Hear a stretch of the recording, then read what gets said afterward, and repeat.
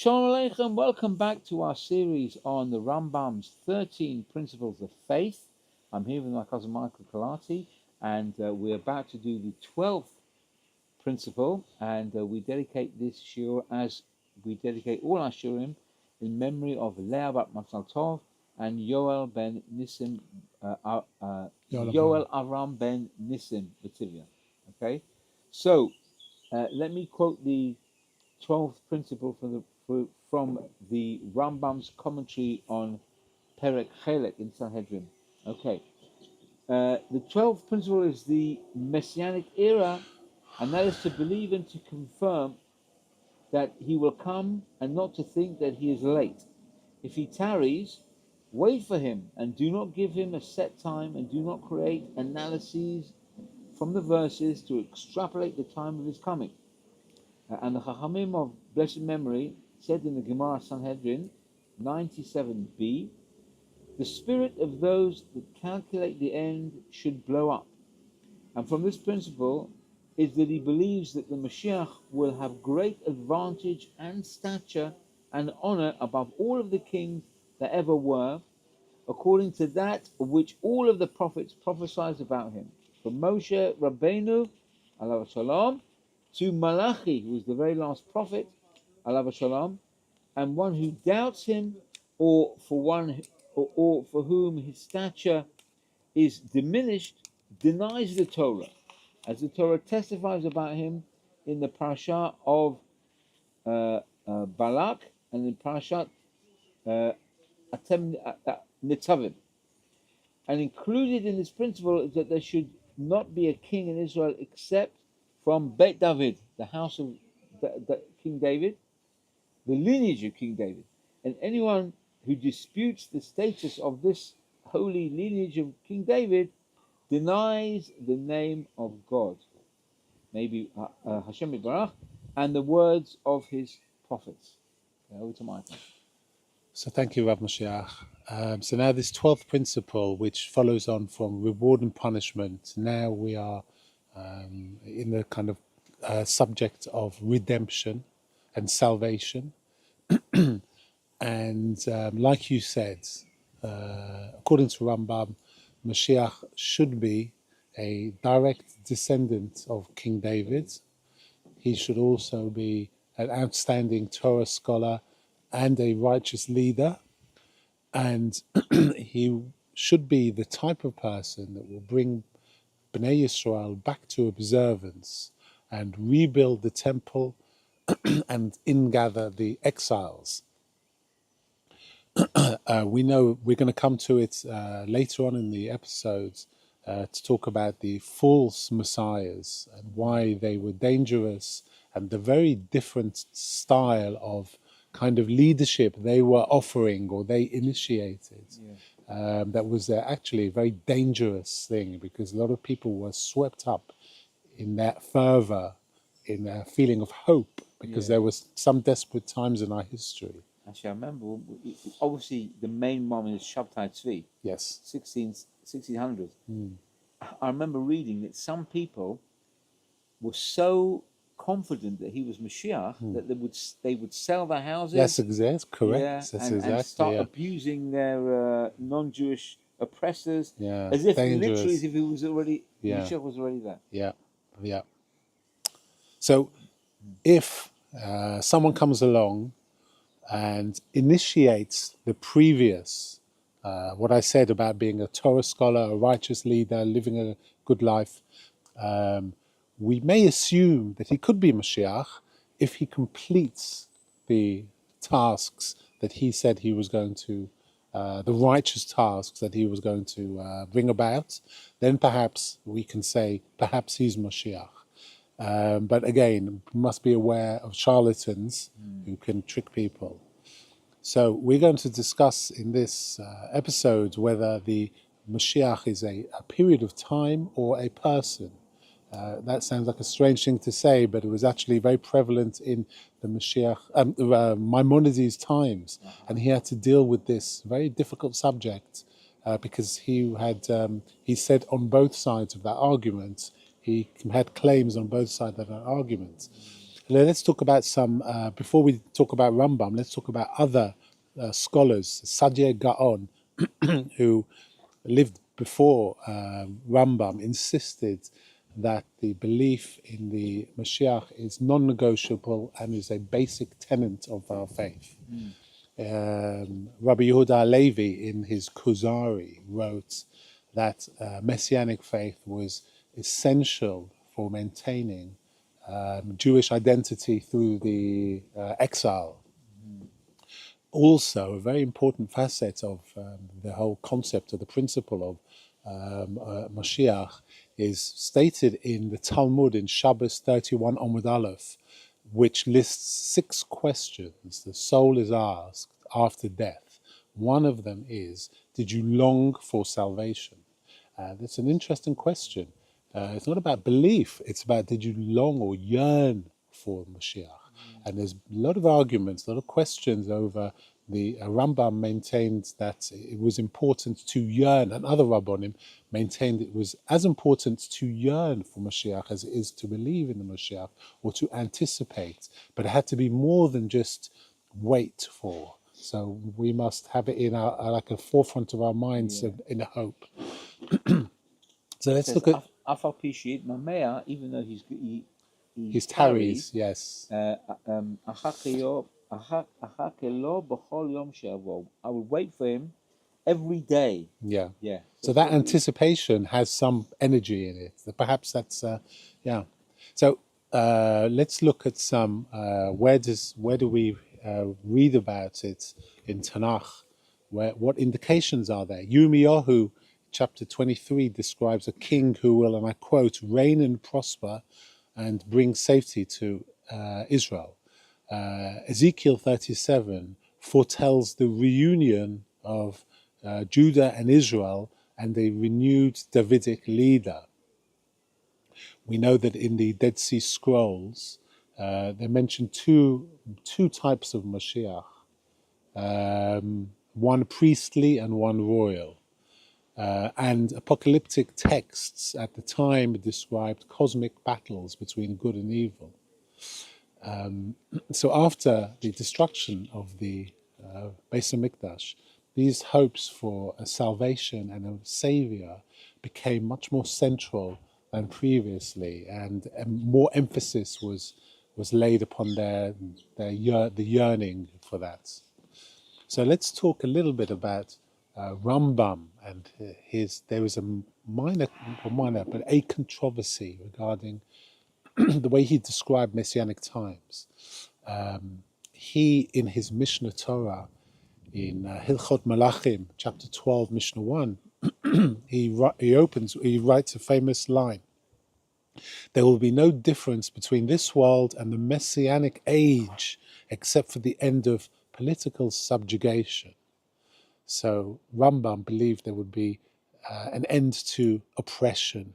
There would be a righteous leader who was a descendant of King David, who did restore Torah observance, rebuilt the temple, but he avoided the apocalyptic aspect of it, and he believed that there would be, there wouldn't be a break from the laws of nature. So it wouldn't be based on kind of not gimmicks, but miracles and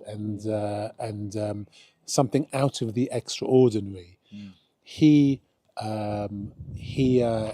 believed that it would be a more natural time of more like a time of peace. So Bnei Israel could sit and study in peace, and this would be the Messianic age. And this, why did he say this? Because at the time, the 12th century, in Egypt, there were false messiahs and very dangerous speculation, like you said. Perhaps, Shabtai 3 was later, but communities were being misled. People were selling their belongings to follow messianic claimants, like you said, and this happened throughout history. And this kind of disillusionment, if things didn't turn out the way they hoped, could lead to conversion, breakdown, violence. So Rambam took a stand and he said that Jewish hope should be rooted in not in miracles, but in kind of moral clarity and natural hope. Not in a spectacle, but a time of peace. This was important for him, for people to understand. Rambam wanted people to focus on studying and refining themselves through ethical behavior and justice. This was influenced, obviously, by the teachings of Aristotle, who was a rational philosopher, and this idea of Mashiach, he wanted it to fit into that kind of vision. So Rambam unfortunately faced a bit of a backlash over this. It didn't sit well with everybody. We know that in our Talmudic texts, they speak of a time when the dead will rise, the righteous will feed on the Leviathan fish, whether that be allegory or not. As I think it's Ezekiel said, wild animals will lie peacefully with lambs, and trees will bear fruit throughout the whole year. So Rambam had come out with his, in the Hilchot Malachim, about this political time, and this angered mystics and Kabbalists. So there were serious concerns over, his philosophy. They asked questions like, is he denying Techias HaMesim, resurrection of the dead? Is he undermining Agadic tradition? And is he turning Judaism, especially this idea of salvation, into something very cold and not something that you would necessarily, hope for or wish for? So what Rambam had to do, he had to write a very powerful letter called Ma'amar Techias HaMesim, which was a treatise on the resurrection of the dead, in which he clarified and reaffirmed his belief in the resurrection. He said in this treatise that in no uncertain terms the dead will live again, as this was a fundamental Jewish belief, and that anybody who misconstrued what he had originally said was perhaps just misunderstanding his intent. But he did change it. In this treatise on the resurrection of the dead, he kind of added a nuance. He stated that the resurrection comes after the Messianic age. And very importantly, this resurrection of the dead is not the central reward. The reward is closeness to God, which is like a devakas, cleaving to God. He claimed that this was resurrection was just a stage in the soul's journey back to source. So he didn't change his philosophy in this treatise, but he adjusted the tone of it to reconnect with tradition. And he wanted to be understood and not for people to misunderstand him. So how did other Torah scholars respond to this? Maimonides, who respected Maimonides very greatly, but he did disagree very strongly with him. To Ramban, Maimonides, the Messianic age was miraculous or supernatural. He taught that in the future the body would become spiritual and nature would change and death would be reversed. Partly because he believed, and other Torah scholars believed in, with the resurrection of the dead, that the body had performed all the mitzvot during the lifetime. So the body had come a share in resurrection. So then came Abarbanel, who wrote after the 1492 expulsion from Spain. He did admire Rambam, Maimonides, but he was more traditional. He painted a vision of full redemption. Yes. With prophecy, he announced a return of prophecy, or a date that prophecy would return, miracles, and national transformation.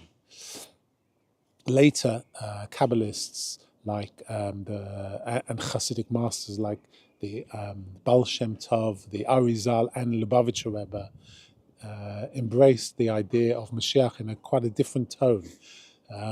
Someone that they regarded Mashiach as both a king and a cosmic healer, one that connected redemption not only to Jewish restoration, but to divine, otherworldly unifications. So for these Hasidim and great scholars, the Rambam was perhaps a little bit too cold or sterile in his approach. They wanted something that was more kind of fire-based, which would perhaps inspire more hope. If you're hoping for something, if it's not as exciting as you could be, perhaps a vision for the future that you strive for should be something exciting. This is what they were. This is their intention. So, who was right? Who was right? We will find out one day. But I think Rambam's approach was designed to protect the Jewish people, to give them a future, a vision of the future that was more grounded, more realistic, and actionable, and that didn't set them up for like heartbreak or disappointments.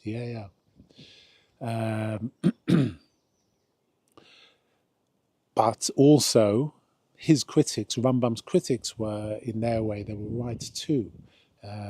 Judaism is not, and our redemption is not a political thing. It's, we're talking about the end of times, and perhaps there is a mystical element to it. It's not about just ending exile. It's a little bit more than that. So Rambam taught us that we have to stay grounded, be patient, keep up our good work, and not to speculate on the end. I think there were many scholars who, even in the commentary, as you mentioned earlier, there was a prohibition on stating a date, because if it didn't come back by that time, it would be heartbreaking for everybody. So, yes, so where does that leave us? Maybe Rambam was right in his approach not to be obsessed by miracles or chasing signs or dates, but just living correctly, acting correctly, and trusting God's redemption. That when it comes, it will become a more natural way than expected, but it will still come. And that's the That's fantastic. A lot to look forward to there. So thank you very much, Michael. That's it for principle number 12. So next time we convene, Bezrat Hashem, we'll be doing the last one, which is Tchiat HaMetim, the resurrection of the dead. Until then, Baruch Atah Olam, Amen v'Amen.